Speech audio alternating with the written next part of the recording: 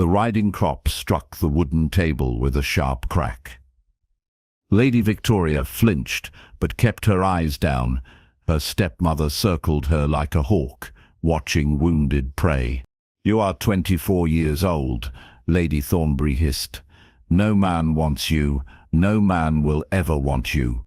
Victoria's hands trembled in her lap. She twisted her fingers together and bit her lip. The morning sun streamed through the window of the drawing room.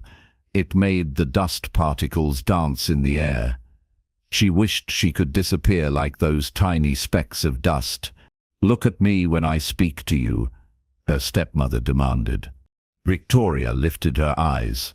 Lady Thornbury's face was twisted with disgust. The older woman wore a burgundy dress that cost more than Victoria's entire wardrobe.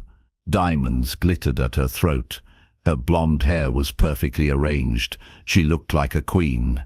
Victoria felt like a servant in her worn grey dress. "Your father wasted his money on you for years," Lady Thornbury continued. 3 seasons in London. 3. And not a single offer. Do you know what that makes you?" Victoria swallowed hard. She knew better than to answer. "It makes you worthless," her stepmother said. "A burden, an embarrassment to this family." The words cut like knives. Victoria had heard them before, many times, but they still hurt. Each time felt like the first time. "Louisa received 5 offers in her first season," Lady Thornbury said. Her voice softened when she spoke of her own daughter. 5 proposals from respectable men. She chose a viscount, while you sit here like a withered old maid.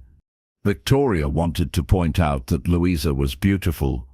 Golden hair and blue eyes, and a sweet smile that men loved. Louisa had their stepmother's protection and guidance. Louisa had beautiful gowns and jewelry.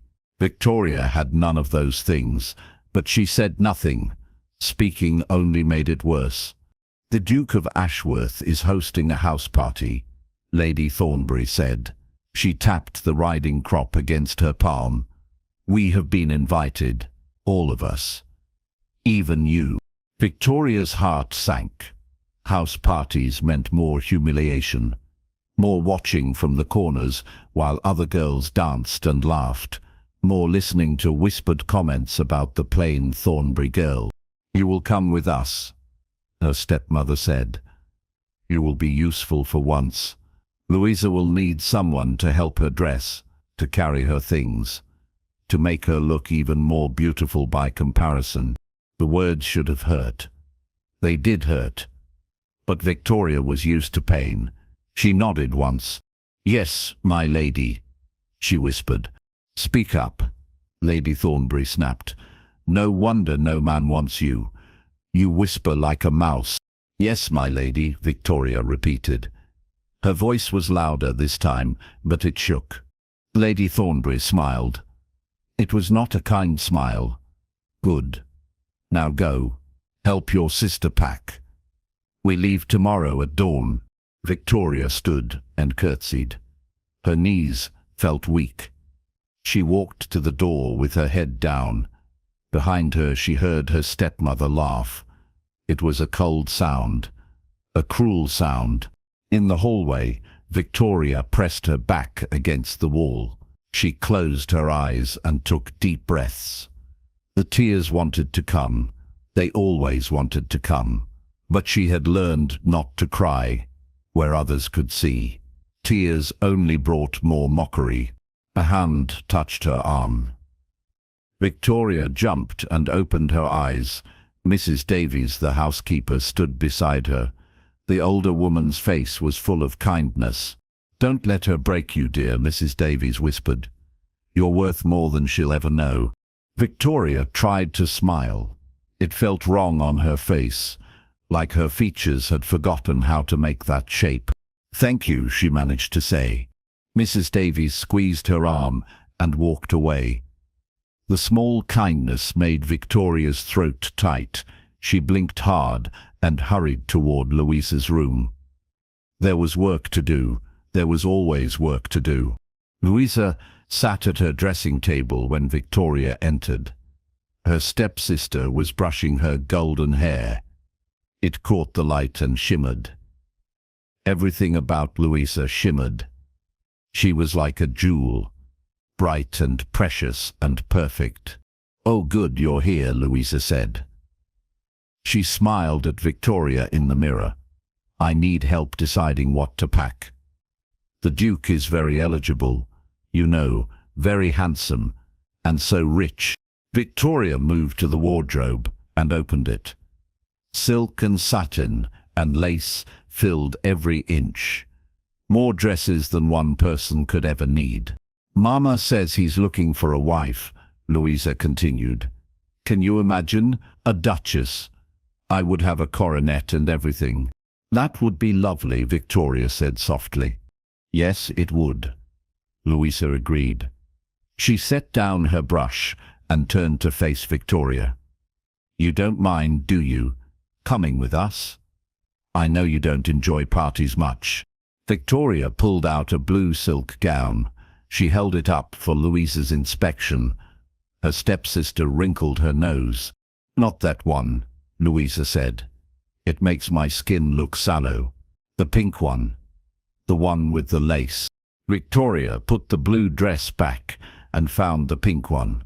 It was beautiful. Layers of pale pink silk with white lace at the sleeves and hem. Tiny pearls decorated the bodice. It must have cost a fortune.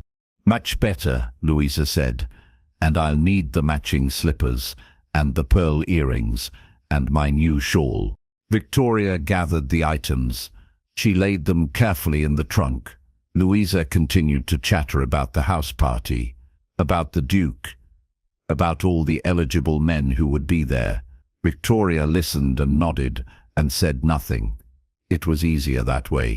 The Duke of Ashworth stood at the window of his study. He watched the rain fall on his gardens. The roses were in bloom. Their petals were heavy with water. They bent under the weight, but did not break. He envied them. He felt like breaking all the time. "Your Grace?" He turned. His butler, Graves, stood in the doorway. The old man's face was carefully neutral, but his eyes held concern. Graves had served the family for 40 years. He had watched Alexander grow from a boy to a man, from a carefree youth to a grieving widower. "The guests will arrive tomorrow," Graves said. "Everything is prepared." Alexander nodded. He did not want guests. He did not want a house party, but his mother had insisted. His sister had insisted. His closest friends had insisted. Everyone insisted that he needed to move on, to live again, to marry again. He was 28 years old, a duke, master of vast estates and enormous wealth. He should be happy. He should be enjoying life. Instead, he felt empty. A hollow shell of a man going through the motions of existence. "Thank you, Graves," he said. "That will be all." The butler hesitated. "Might I say something, Your Grace?" Alexander gestured for him to continue. "Lady Catherine would not want you to mourn forever," Graves said quietly. "She loved life. She loved you. She would want you to be happy." The words were kindly meant, but they landed like stones in Alexander's chest. Catherine, his wife of only 6 months. Sweet, laughing Catherine, who had died in childbirth 3 years ago. The baby had died too. A son, his heir, his future. All of it gone in one terrible night. "I am doing my duty," Alexander said. His voice was flat. "I am hosting this party. I am meeting eligible young ladies. I am fulfilling my obligation to the title." "Duty is not enough," Graves said. "A man needs more than duty." Alexander turned back to the window. He heard Graves leave and close the door softly. The room felt larger when he was alone. Everything felt larger, emptier. He thought about Catherine, her dark curls and bright eyes, her laugh that sounded like music. She had made him feel alive. She had made this huge house feel like a home. Without her, it was just a collection of rooms and furniture and memories that hurt. His mother wanted him to marry for love again. His sister wanted him to find happiness. His friends wanted him to stop hiding in his grief. But Alexander did not know how to do any of those things. He had loved once. He had been happy once. It had been ripped away. He was afraid to try again. The rain continued to fall. The roses continued to bend. Alexander stood and watched and felt nothing. Tomorrow women would arrive, pretty girls in beautiful dresses. They would smile and flirt and try to catch his attention. They would see his title and his wealth. They would not see the broken man beneath. He wondered if anyone would ever see him again. The real him. Not the Duke, not the title. Just Alexander, lost and lonely and pretending to be whole. The carriages began arriving in the afternoon. Alexander stood in the entrance hall with his mother and sister. The Duchess Dowager looked elegant in purple silk. His sister, Anne, bounced on her toes with excitement. She loved social gatherings. She loved people and noise and life. "Try to smile, Alexander," his mother whispered. "You look like you're attending a funeral." "I will try, Mother," he said. "That's all I ask," she replied. She patted his arm. The first guests were Lord and Lady Pemberton with their daughter. Then came the Viscount Blackwood. Then the Earl of Somerset with his 2 sons. Alexander greeted them all. He said the right things. He played the perfect host. Inside he felt nothing. Then the Thornbury carriage arrived. Lord Thornbury had died 2 years ago. His widow, Lady Thornbury, stepped out first. She was a handsome woman with cold eyes. Behind her came a beautiful blonde girl in pink. This must be the daughter everyone talked about. Miss Louisa Thornbury, the beauty of the season. Alexander bowed. Miss Thornbury curtsied. She smiled at him with practiced charm. Her eyes assessed him like he was a prize horse at auction. He disliked her immediately. "Your Grace," Lady Thornbury said. "How kind of you to invite us. May I present my daughter, Miss Louisa Thornbury?" "I am honored," Miss Thornbury said. Her voice was high and sweet. "The honor is mine," Alexander replied automatically. He waited for them to move inside. But Lady Thornbury turned back to the carriage. "Victoria, don't dawdle." Another figure emerged from the carriage. A woman in a plain grey travelling dress. Her hair was a soft brown colour pulled back in a simple style. She kept her head down as she helped the footman with the luggage. At first, Alexander thought she was a lady's maid. "That is my late husband's daughter from his first marriage," Lady Thornbury said. Her tone made it clear this daughter did not matter. "Miss Victoria Thornbury. She assists her sister." Victoria looked up briefly. Alexander saw her face clearly for a moment.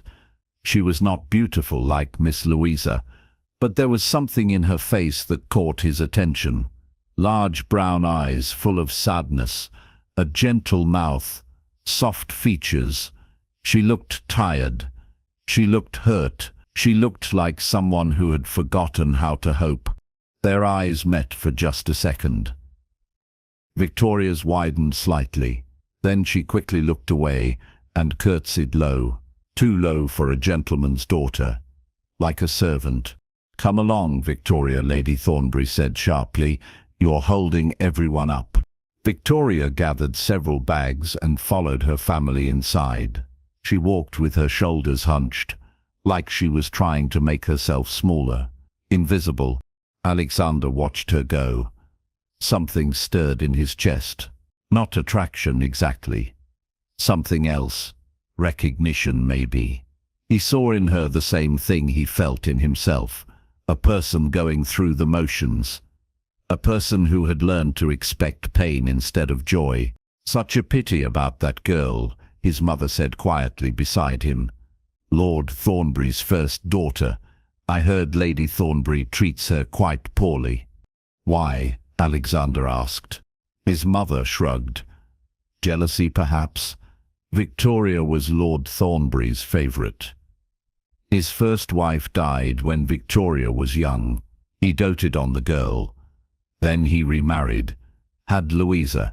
Everything changed. That is unfortunate, Alexander said.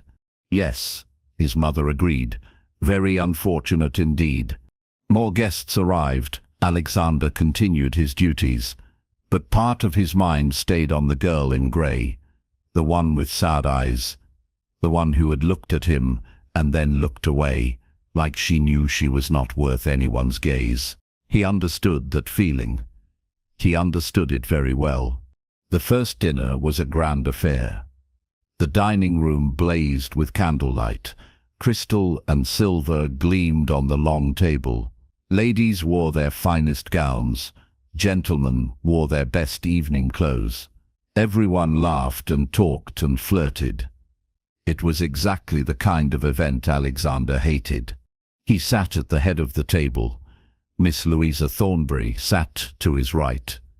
His mother had arranged it. Miss Louisa talked constantly about London, about fashion, about mutual acquaintances. Her voice grated on his nerves, but he nodded politely and pretended to listen. Down the table he could see Victoria. She sat near the end, far from the important guests. Her grey dress looked drab among all the colours. No one spoke to her. She ate quietly and kept her eyes on her plate. Occasionally, her stepmother would say something sharp. Victoria would nod and set down her fork, as if she had been told she was eating too much. It bothered Alexander. He did not know why it bothered him, but it did. Your Grace, Miss Louisa said. Did you hear my question?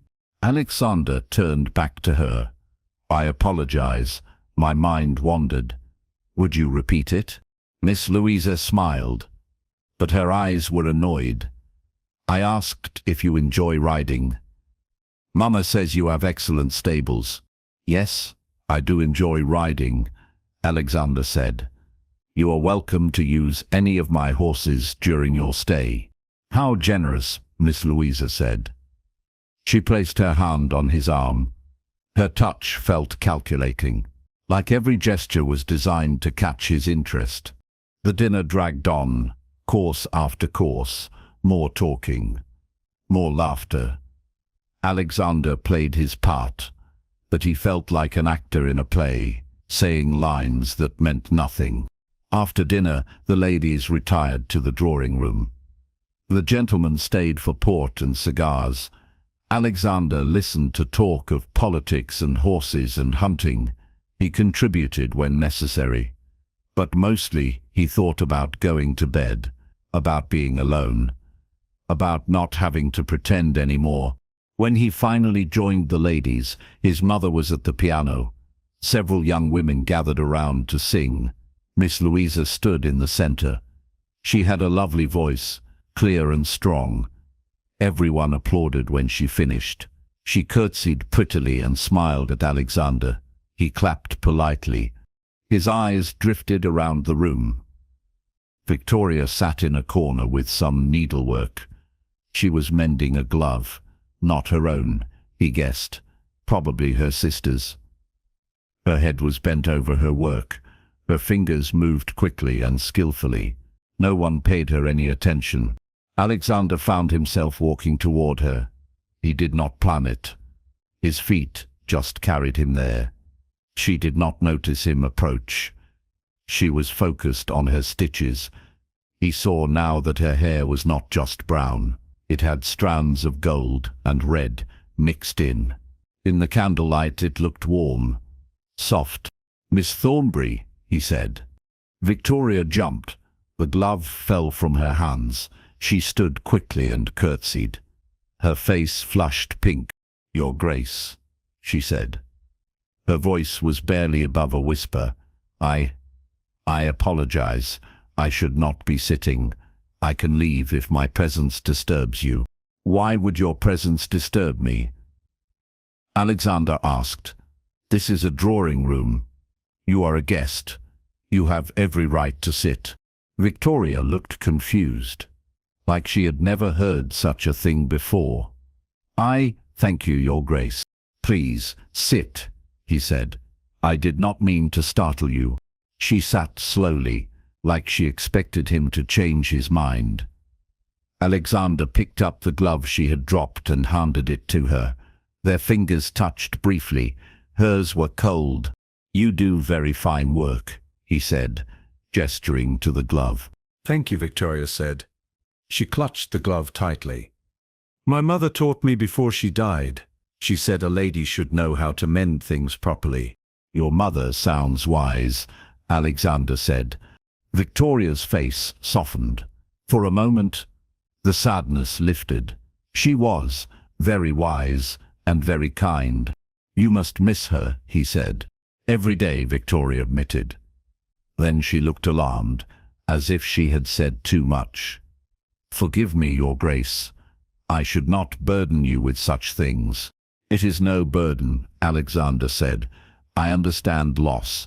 Something in his tone made Victoria look up at him. Really look at him. Not at his title or his position. At him. Her brown eyes searched his face. He saw understanding dawn there. She had heard about his wife, about his grief. I am very sorry for your loss, she said softly. Losing someone you love is the hardest thing in the world. The simple words hit Alexander like a blow. Most people said the right phrases. Proper condolences, empty sympathy. But Victoria spoke with real feeling, real understanding, because she knew she had lost people too. Thank you, he managed to say. They stood in silence for a moment. It was not an uncomfortable silence. It felt strangely peaceful, like two wounded people recognizing each other. Victoria. Lady Thornbury's sharp voice cut through the room. What are you doing bothering His Grace? Come here at once. Victoria flinched. The softness disappeared from her face. The walls went back up. She curtsied quickly. Excuse me, Your Grace, she said. She hurried across the room to her stepmother. Alexander watched Lady Thornbury speak harshly to Victoria. The younger woman kept her head down and nodded. His sister Anne appeared at his elbow. That woman is dreadful, Anne said quietly. Lady Thornbury treats that poor girl like a servant.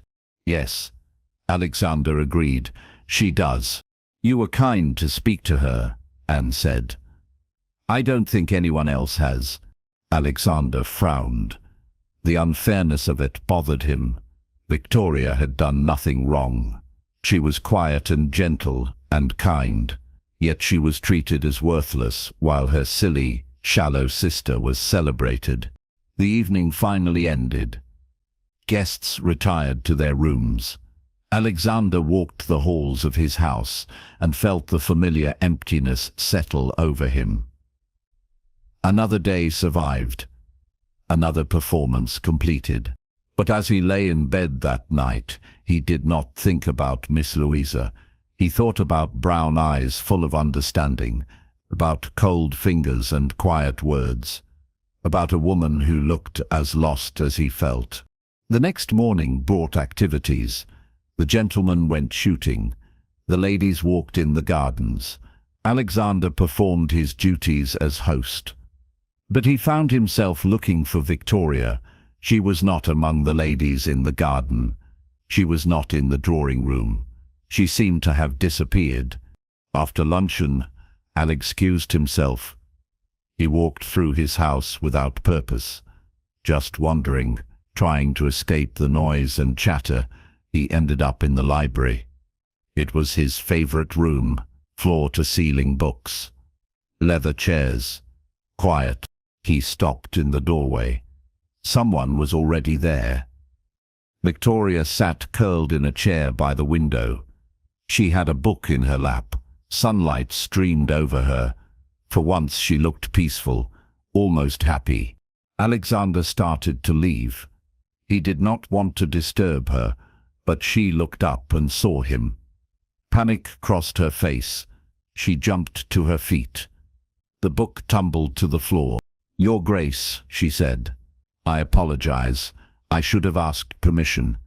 I will leave immediately." "Please don't," Alexander said. He walked into the room. "You are welcome to read anything you like." "Are you certain?" Victoria asked. She looked doubtful. "Lady Thornbury says I should not impose on your hospitality, that I am here to serve my sister, not enjoy myself." Anger flared in Alexander's chest, sharp and hot. He pushed it down. Getting angry would not help Victoria. It would only frighten her. "Lady Thornbury is not the mistress of this house," he said firmly. "My mother is, and my mother would insist that all our guests enjoy themselves. You are a guest, Miss Thornbury, not a servant." Victoria's eyes filled with tears. She blinked rapidly. "You are very kind, Your Grace." "I am simply being fair," Alexander said. He picked up the book she had dropped. "What are you reading?" "Poetry," Victoria said shyly. "Lord Byron. I know some people find him scandalous, but I think his words are beautiful." Alexander looked at the page. "She walks in beauty like the night," he read aloud, "of cloudless climes and starry skies." "Yes," Victoria said. Her voice was soft but passionate. "He writes about finding beauty in unexpected places, in darkness as well as light. I find that comforting." Alexander handed the book back to her. Their fingers touched again. This time hers were warm, from holding the book, from being in the sun. "Perhaps there is beauty in darkness," he said quietly. "Perhaps we just need to know how to see it." Victoria looked at him with those large brown eyes.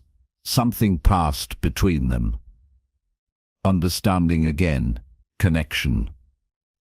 They were both living in darkness, both trying to find some small bit of beauty to hold on to. "Would you like to sit?" Alexander found himself asking. "I come here often. It is quiet, peaceful. I would enjoy the company if you do not mind sharing the space." Victoria hesitated. "I would not want to intrude on your privacy." "You would not be intruding," Alexander said. "I am asking you to stay." A small smile touched Victoria's lips. It transformed her face, made her almost pretty. No, Alexander realized, not almost. She was pretty. The sadness and fear usually hid it. But when she smiled, she was lovely. "Then I would be honored to stay, Your Grace," she said. They sat in the library together. Victoria read her poetry. Alexander pretended to read, but mostly watched her. She got lost in the words. Her lips moved slightly as she read. Sometimes she smiled. Sometimes she sighed. She felt the poetry deeply. It was beautiful to watch. Time passed quietly. No talking, just comfortable silence. Alexander realized he felt more peaceful than he had in years. There was no pressure to perform, no need to pretend. He could just be. Victoria's presence was soothing, like cool water on a burn. A clock chimed. Victoria looked up, startled. "Oh, I must go. My sister will need help dressing for dinner." She stood quickly, the book still in her hands. She looked down at it and then at Alexander. "May I? Would it be terribly bold to ask if I might borrow this?" she asked. "I would take great care of it." "Of course," Alexander said. "Keep it as long as you like." "Thank you, Your Grace," Victoria said. She curtsied and hurried toward the door. Then she paused and turned back. "Thank you for letting me stay, for treating me like I matter." She left before he could respond. Alexander sat alone in the library. His heart felt strange in his chest. Lighter somehow, like a weight had shifted. Victoria mattered, he thought. She mattered very much, even if no one else seemed to see it. The days fell into a pattern. During the day, Alexander played host. He took the gentlemen shooting. He rode with the ladies. He made conversation at meals. Miss Louisa stayed close to him. Her mother encouraged it. It was clear they expected an offer of marriage. Alexander felt nothing for Miss Louisa. She was pretty but empty, like a beautiful shell with nothing inside. She talked endlessly about herself, about what she wanted, what she expected from a husband. It exhausted him, but in the afternoons he would slip away to the library. Victoria would be there, reading. They developed an unspoken agreement. They would share the space. Sometimes they talked. Quiet conversations about books, about life, about loss. Sometimes they simply sat in silence, both finding peace in each other's presence. Alexander learned things about Victoria. She was intelligent. She read Greek and Latin. Her father had educated her before his death. She loved nature and music. She had a gentle sense of humor that surprised him. When she forgot to be afraid, she was delightful. Victoria learned things about Alexander too. He told her about Catherine, about the pain of losing his wife and child, about the emptiness that had consumed him. Victoria listened without judgment, without empty platitudes. She simply understood. "Do you think grief ever ends?" Alexander asked one afternoon. They sat in their usual chairs. Rain fell outside. The library felt like a world separate from everything else. Victoria considered the question carefully. "I don't think it ends," she said slowly. "But I think it changes, becomes something you carry instead of something that carries you." "That is wise," Alexander said. "My mother used to say that love and grief are two sides of the same coin." Victoria continued. "We grieve because we loved. The depth of our grief shows the depth of our love. So in a way, grief is a gift. Proof that we had something worth losing." Alexander felt something crack open inside him.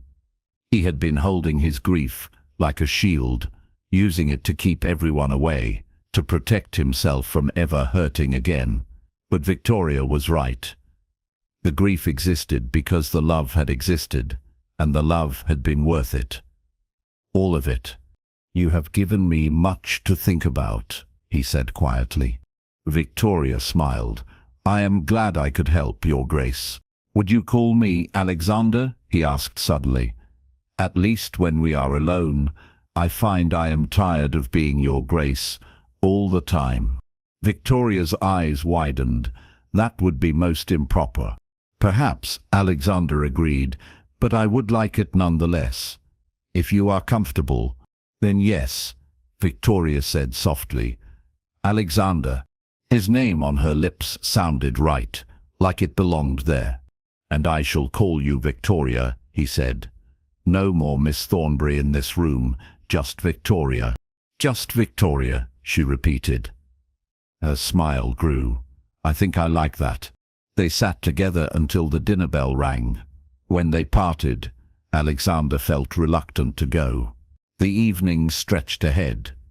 More pretense, more performance, more Miss Louisa talking about nothing. He wanted to stay in the library, with Victoria, with honesty and understanding and peace. But duty called. It always did. Dinner that evening was torture. Miss Louisa chattered endlessly about the planned ball. The house party would end with a grand ball. Everyone expected Alexander to announce his engagement to Miss Louisa that night. His mother had hinted at it. Lady Thornbury had hinted even more strongly. Miss Louisa acted as if it were already decided. But Alexander had decided nothing. The thought of marrying Miss Louisa made him feel ill. She was everything he did not want. Shallow, self-centered, cold beneath her pretty exterior. His eyes drifted down the table. Victoria wore the same grey dress. She picked at her food. Lady Thornbury leaned over and whispered something harsh. Victoria set down her fork and folded her hands in her lap. Her face was carefully blank. Alexander's jaw tightened. He wanted to say something, to defend Victoria. But this was not his place. Not yet. After dinner, there was music again. Miss Louisa sang. Everyone applauded. Alexander felt suffocated. He excused himself and went to his study. He stood at the window and looked out at his gardens. A figure walked there in the moonlight. A woman in a grey dress. Victoria. She moved slowly along the garden paths. Her face was tilted up to the moon. She looked so alone, so sad. Alexander did not think. He simply moved. Out of his study, through the house, into the gardens. He followed her path, until he caught up to her by the rose bushes. "Victoria," he said. She turned quickly. Her hand flew to her chest. "Alexander, you startled me." "I apologize," he said. "I saw you from my window. I wanted to make sure you were all right." "I am fine," Victoria said. But her voice shook. "No, you are not," Alexander said gently. "What happened?" Victoria looked down, her hands twisted together. "It is nothing, just the usual. Lady Thornbury told me I embarrassed the family at dinner, that I ate too much, that I sat incorrectly, that my dress is a disgrace." Her voice broke. "Sometimes I wonder if she is right, if I am a disgrace." "She is not right," Alexander said fiercely. He stepped closer. "Victoria, look at me." She raised her eyes. Tears shimmered there in the moonlight. "You are not a disgrace," Alexander said. "You are kind and intelligent and thoughtful. You have more worth in your smallest finger than your stepmother has in her entire body." "You don't have to be kind," Victoria whispered. "I know what I am, plain, awkward, unwanted." "You are none of those things," Alexander said. He reached out and took her hand. It was cold again. He enclosed it in both of his, trying to warm it. "You are beautiful, Victoria. Perhaps not in the way society prizes, but in ways that matter so much more." "I don't understand," Victoria said. Tears spilled down her cheeks. "Your beauty is in your kindness," Alexander said. "In your intelligence, in your gentle spirit and your understanding heart, in the way you love poetry and find meaning in words, in the way you listen without judgment. You are the most beautiful woman I have met in years, and I am sorry that no one has told you that before." Victoria stared at him. Her lips parted in shock. "You truly mean that?" "I do," Alexander said. Every word. Something changed between them in that moment. The air felt charged, electric. Alexander became aware that he was standing very close to her, that he was holding her hand, that her face was tilted up toward his, that her lips looked soft. He should step back, should release her hand, should maintain proper distance. But he did not want to. For the first time in 3 years, he wanted something, wanted someone, wanted Victoria. "Alexander." Victoria breathed. Her eyes were wide, full of wonder and confusion and hope. He leaned down slowly, giving her time to pull away, to reject him. But she did not move, did not speak, just watched him with those luminous eyes. Their lips met softly, gently, like a question being asked. Victoria made a small sound in her throat. Her free hand came up to rest on his chest. She kissed him back with a sweetness that made his heart ache. When they parted, Alexander rested his forehead against hers. They were both breathing hard. "I should not have done that," he said. "I apologize." "Don't apologize," Victoria said. Her voice was stronger now. "Please don't apologize. That was the most wonderful thing that has ever happened to me." Alexander pulled back to look at her face. She was smiling, really smiling. Joy radiated from her. She looked beautiful, absolutely beautiful.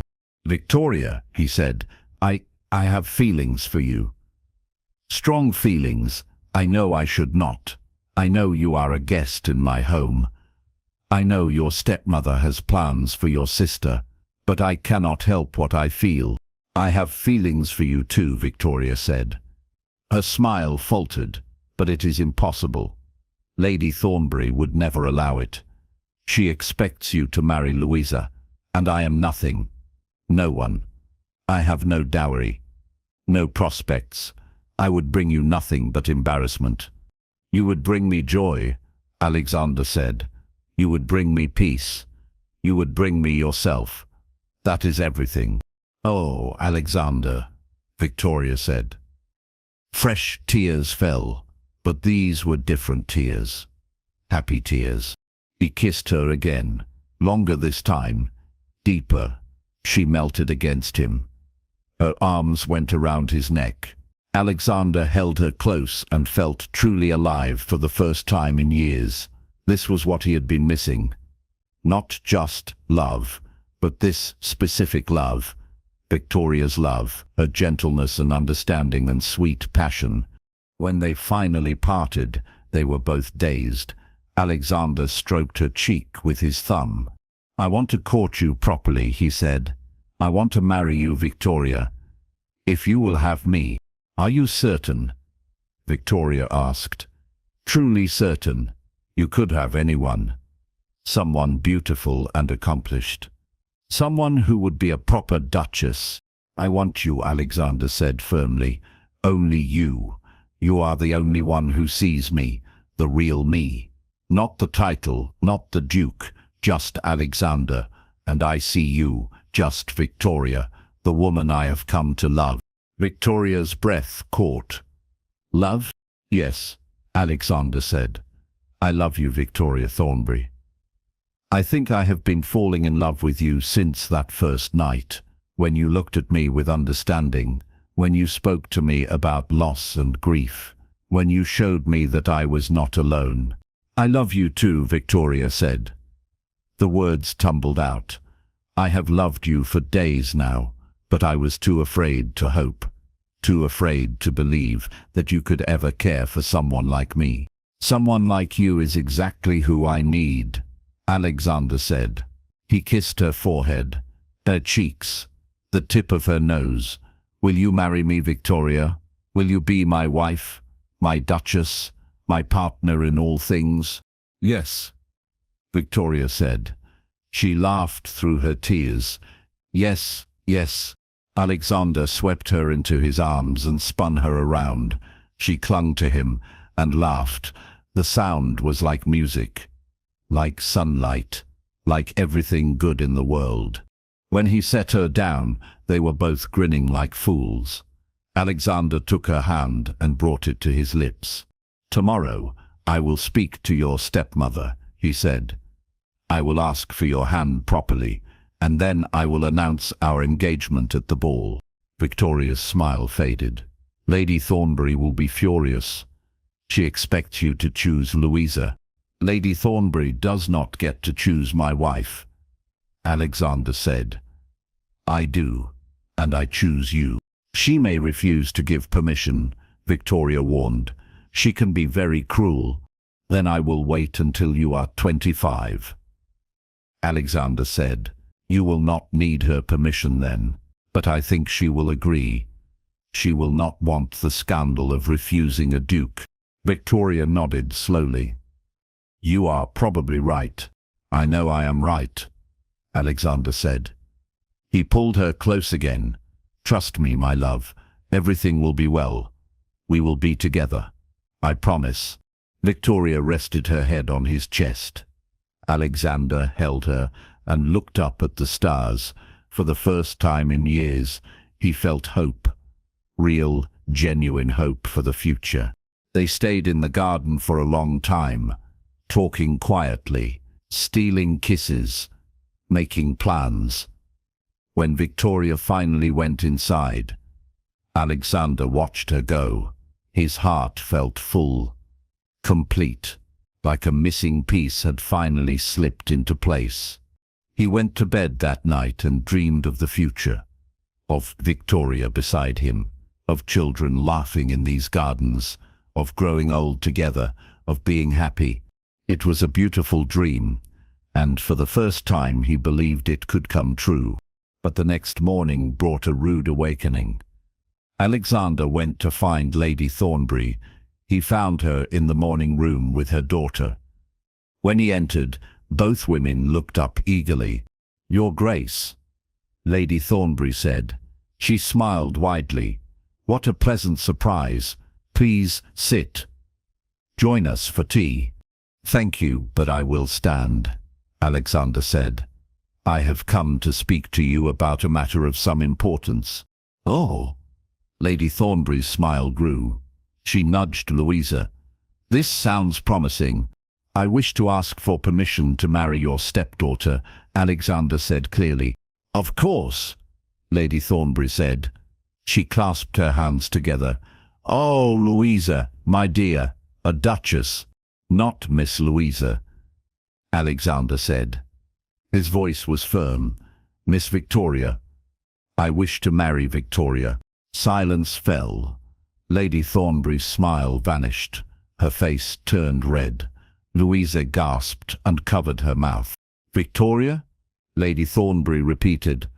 "You wish to marry Victoria?" "Yes," Alexander said. "I love her, and she has agreed to be my wife." Lady Thornbury stood abruptly, her hands clenched into fists. "That is impossible. Absolutely impossible." "Why is it impossible?" Alexander asked. He kept his voice calm. "Victoria's a gentleman's daughter. She is of age. There is no impediment to our marriage. She is nothing." Lady Thornbury hissed. "A mousy, pathetic creature with no beauty or accomplishments. She would make a terrible duchess. The scandal alone would ruin you." "I disagree," Alexander said. His jaw tightened. "Victoria is everything I want in a wife." "You cannot be serious," Lady Thornbury said. "Surely this is some kind of jest. You are meant to marry Louisa. Everyone expects it. Louisa is beautiful and charming and perfect for you." "Miss Louisa is a lovely young woman," Alexander said. "But I do not love her. I love Victoria." Louisa burst into tears. She ran from the room sobbing. Lady Thornbury watched her go. Then she turned back to Alexander. Her eyes were cold as ice. "I will not give my permission," she said. "Victoria is my responsibility. I will not allow her to trap a duke with her manipulations." "Victoria has not trapped anyone," Alexander said. Anger heated his voice now. "I pursued her. I fell in love with her. This is my choice." "Your choice is foolish," Lady Thornbury spat, "and I will not support it. Victoria will not marry you. I forbid it." Alexander stepped closer. He drew himself up to his full height. His voice dropped to a dangerous level. "You may forbid what you like, Lady Thornbury, but Victoria will be 25 in 6 months. At that time she will not need your permission, and I assure you, I will wait. 6 months, 6 years. However long it takes, I will marry Victoria." Lady Thornbury's face twisted with fury. "You are making a terrible mistake." "No," Alexander said. "The only mistake would be letting Victoria go. Now, if you will excuse me, I have plans to make." He turned and walked out. Behind him, he heard Lady Thornbury shriek with rage. Something shattered. Probably a teacup. Alexander did not care. His hands shook, but his heart was steady. He had stood up for Victoria. He had claimed her publicly. Now he just needed to find her. He searched the house. Victoria was not in the library, not in the drawing room. Finally, he checked the gardens. She was there by the roses. Her face was pale. She turned when she heard his footsteps. "Alexander," she said. "I heard shouting. Was that your stepmother?" Alexander confirmed. "She refused to give permission for our marriage." Victoria's face crumpled. "I knew she would. I am so sorry. You should not have to deal with her cruelty." "Do not apologize," Alexander said. He took her hands. "Listen to me, Victoria. In 6 months, you turn 25. You will not need her permission. We will marry then." 6 months, Victoria whispered. "That is so long. Anything could happen. You might change your mind. You might find someone better." "Impossible," Alexander said. He cupped her face. "There is no one better. You are my choice. My only choice. I will wait forever if I must." "But your mother," Victoria said. "Your family, they will pressure you to marry someone suitable." "You are suitable," Alexander said. "My mother already adores you. She told me so yesterday. She said, you have a kind heart and a clever mind, that you would make an excellent duchess." Victoria's eyes widened. "She said that?" "She did," Alexander confirmed. "My mother is far more perceptive than Lady Thornbury. She sees your worth." Victoria leaned into his touch. Tears streamed down her face. "I am so afraid. Afraid this is all a dream. Afraid I will wake up and you will be gone." "I am not going anywhere," Alexander promised. "I am here. I am real, and I love you." He kissed her softly, tenderly, trying to pour all his love and certainty into that kiss. When they parted, Victoria was smiling through her tears. "I love you too," she said. "So very much." They stayed in the garden for a while, just holding each other, finding comfort and strength in each other's presence. Eventually, they had to go inside. There were still guests, still duties to perform, but everything had changed. They had each other now, and that made all the difference. That evening, Lady Thornbury announced that her family would be leaving immediately. There was an emergency at home, she claimed. Everyone knew it was a lie, but no one said anything. Louisa left with red eyes and a sullen face. She ignored Alexander completely.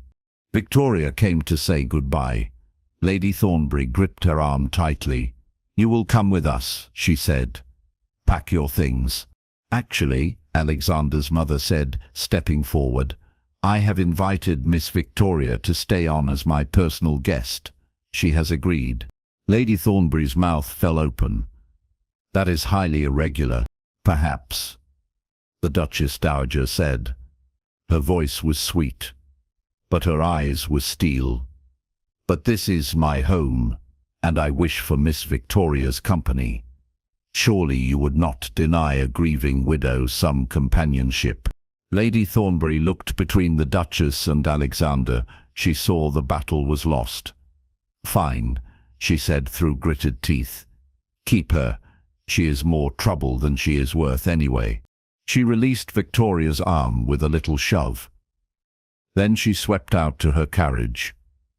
Louisa followed without looking back. Victoria stood in the entrance hall watching them go. Her face was a mixture of relief and sadness. "Come, dear," the Duchess said gently. She took Victoria's hand. "Let me show you to a proper guest room, one befitting my future daughter-in-law." Victoria looked at Alexander. He nodded and smiled. She smiled back. A real smile. full of joy and hope and love. The house party continued for another week. But now everything was different. Victoria no longer hid in corners. She sat with the other guests. She wore some of Anne's dresses, since her own were so shabby. In pretty clothes, with her hair properly styled, Victoria blossomed. She was lovely. Everyone said so. Alexander stayed by her side constantly. He did not care what anyone thought. Victoria was his love, his future. He wanted everyone to know it. At the ball on the final night, Alexander led Victoria onto the floor for the first waltz. She looked beautiful in a pale blue gown. Her hair was arranged with small flowers. Her eyes shone with happiness. "Are you ready?" Alexander asked as they began to dance. "For what?" Victoria asked. "For me to announce our engagement," Alexander said. "I know we cannot marry for 6 months, but I want everyone to know that you are mine." Victoria's breath caught. "Are you certain?" The gossip. "Let them gossip," Alexander said. "I am proud to call you my betrothed." When the dance ended, Alexander led Victoria to the center of the room. He raised his hand for silence. Everyone stopped and looked at them. "I have an announcement to make," Alexander said. His voice carried through the ballroom. "I am engaged to be married." Excited whispers broke out. Alexander smiled and pulled Victoria closer to his side. "Miss Victoria Thornbury has agreed to be my wife," he continued. "We will marry in 6 months' time, and I could not be happier." There was a moment of shocked silence. Then his mother began to clap. Anne joined her. Slowly, others applauded too. Some looked scandalized, some looked confused, but many smiled. They had seen Alexander and Victoria together all week. They had seen the love between them. It was impossible to deny. Victoria looked up at Alexander with tears in her eyes. "Thank you," she whispered. "Thank you," Alexander replied, "for loving me, for saving me, for being exactly who I needed." He kissed her right there in front of everyone. Propriety be damned. She was his, and he would never let her go. The 6 months passed slowly, but they passed. Victoria lived with Alexander's mother and sister. She learned to be a duchess. She studied estate management and social responsibilities, but mostly she just loved Alexander. They spent every day together, walking, talking, reading, falling more deeply in love with each passing moment. Lady Thornbury tried to interfere several times. She wrote letters, she showed up uninvited, she threatened scandal, but Alexander stood firm. His lawyers handled her, his title protected Victoria, and his love gave her strength. Finally, Victoria's 25th birthday arrived. The very next day, they married in Alexander's private chapel. It was a small ceremony, just family and close friends. Victoria wore a simple white gown. She looked radiant. When Alexander saw her walking down the aisle, his throat tightened. This was his wife, his love, his partner, his future. She was everything. They spoke their vows with tears in their eyes. When the vicar pronounced them man and wife, Alexander kissed Victoria with all the love in his heart. She kissed him back with equal passion. They were one now, bound together, forever. The wedding breakfast was full of laughter and joy. Anne gave a tearful speech about how happy she was to have Victoria as a sister. The Duchess Dowager welcomed Victoria officially to the family. Friends toasted the happy couple. It was perfect. That night, Alexander and Victoria retired to the ducal chambers. They stood together in the candlelight, man and wife, duke and duchess. But most importantly, Alexander and Victoria, two people who had found each other in the darkness, who had healed each other, who had chosen love, despite all obstacles. "Are you happy?" Alexander asked. He held both her hands. "I have never been happier," Victoria said. "You have given me everything: love, safety, a home, a family, yourself. You have given me the same," Alexander said. "You brought me back to life, Victoria. Before you I was just existing, going through the motions. But you made me feel again. You made me hope again. You made me love again." "We saved each other," Victoria said softly. "Yes," Alexander agreed. "We did." He kissed her tenderly. She wrapped her arms around him and held on tight. They had come so far, from loneliness and pain to joy and love. The journey had been hard, but it had been worth it. Every moment had been worth it. Years later, when they had children playing in the gardens and grey in their hair, Alexander would still look at Victoria with wonder. This woman, his wife, his duchess, his everything. She had taught him that love could heal, that broken people could become whole, that darkness could give way to light. And Victoria would look back at him with equal love. This man, her husband, her duke, her hero, he had shown her that she was worthy, that she was beautiful, that she deserved love and happiness and respect. They had found each other when both had lost hope. They had built a life together.